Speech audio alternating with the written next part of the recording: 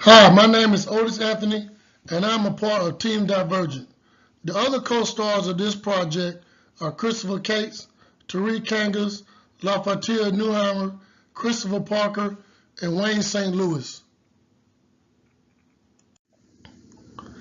Lencioni says that great teams do not hold back with one another. They are unafraid to air their dirty laundry. They admit their mistakes, their weaknesses, and their concerns without fear of reprisal. In the five dysfunctions of a team, the renowned author Patrick Lencioni uses his storytelling influence to captivate us to the complex world of teams. He used his familiar writing style of integrating fables to tell the story of Catherine Peterson, Decision Tech CEO, who faces a very difficult leadership crisis. The story followed the CEO in her efforts to reunite the team in an attempt to encourage increased productivity and, most importantly, an understanding of how a team should function. This review will examine the way one might apply the suggested techniques to a real-life situation.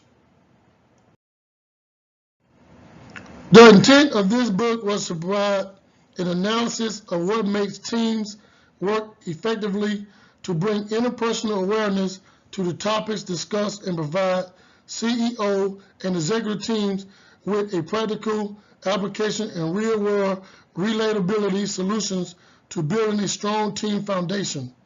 Also, it showed that the most important action that a leader must take to encourage the building of trust on a team is for a leader to demonstrate vulnerability and to encourage accountability on your team.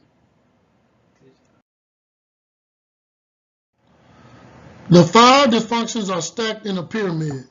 Without building a strong foundation on the bottom, there's no achieving the high level goals.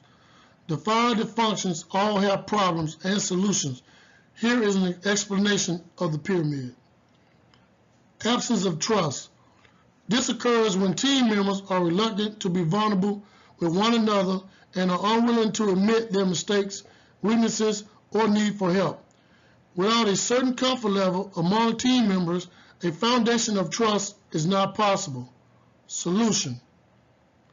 As the manager, set the good example by asking for help from your team members, admitting your own weaknesses and limitations, and be the first to own up to a mistake.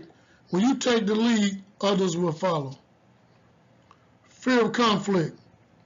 Teams that lack trust are incapable of engaging in unfiltered, passionate debate about key issues, causing situations where team conflict can easily turn into vile discussions and back-channel comments. Solution. Establish that conflict is welcome and purposeful. Define what healthy conflict looks like by praising healthy examples or giving corrective feedback if conflict veers towards unhealthy. Lack of commitment. Without conflict, it is difficult for team members to commit to decisions, creating an environment where ambiguity prevails. Lack of direction and commitment can make employees, particularly star employees, disgruntled. Solution. Clarity and closure are paramount to overcome this dysfunction and move to the next level. Avoidance of team accountability. When teams don't commit to a clear plan of action, even the most focused and driven individuals hesitate to call their peers on actions and behaviors that may seem counterproductive to the overall good of the team. Solution. If teams have come this far, they have trust and commitment.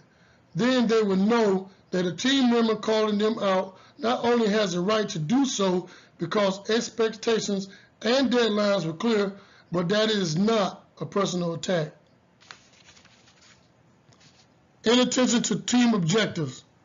Team members naturally tend to put their own needs, ego, career development, recognition, etc. ahead of the collective goals of the team when individuals aren't held accountable. Solution. When teams have a solid base of trust, healthy conflict, commitment, and team accountability, and are recognized within the company for performance via praise or rewards, it will be easier for team members to put their own needs aside for the sake of the team. The strength of this book was the ability Lencioni had to draw you in with his relatable story. It is said that people tend to encourage more with content that tells a story, and the 5 Dysfunctions of a Team was no disappointment. As with previous book, Lencioni created a storyline that brought interpersonal awareness to the topic discussed in the book. This fable was intended for CEOs and executive teams. However, this book can be applied and used with teams across all fields.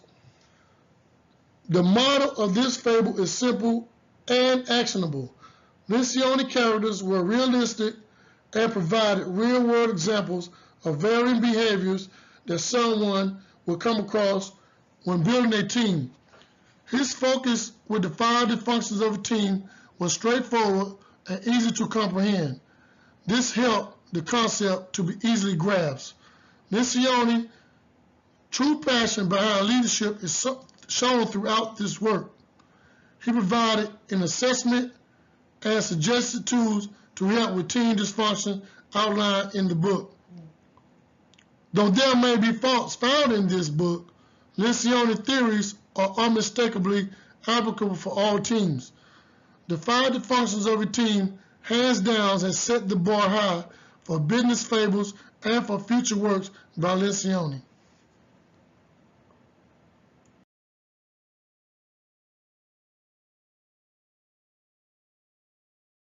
Careful and thoughtful critique of the book, a reader's experience with team dynamics would influence their individual views about the 5 Dysfunctions of a Team. It is difficult to comprehend that anyone might find faults in Lencioni's book. Although this book has many positive aspects that can be adapted to most organizations, there are a few minor areas that should be highlighted. Lencioni fails to emphasize the importance of strong leadership. Catherine was a huge component in why the team became a success. Without the leadership and team building knowledge of Catherine, the team would still be in shambles. The theme of the book is about building successful teams and making them better. But without strong leadership to guide a team, all attempts to rectify the situation could potentially be in vain.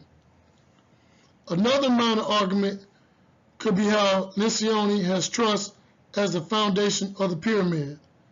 Trust does not miraculously happen, and it cannot be forced onto a team because a book tells them it is required. It is established because of the actions of the members of the team, and if you wait until the foundation of trust is built, then you might find that it's too late for the organization. It is not a matter of trust that is important. The argument is whether trust is the most important aspect of the 5 Dysfunctions of a Team. The question is, does everything else truly depend on the development of trust prior to being able to move up the pyramid? In retrospect, all the dysfunctions are equally vital and are not sequenced as the pyramid depicts.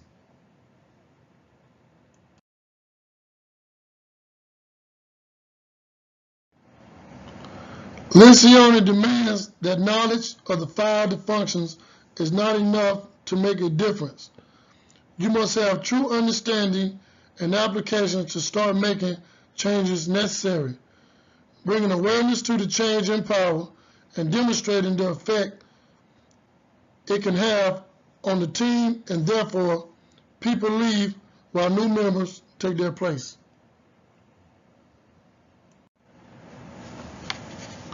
In conclusion, the framework provided by Patrick Lencioni in the 5 Dysfunctions of a Team provides the reader with a clear, well-structured view of what a good team looks like in comparison to a team that is facing difficulties and ineffective teamwork.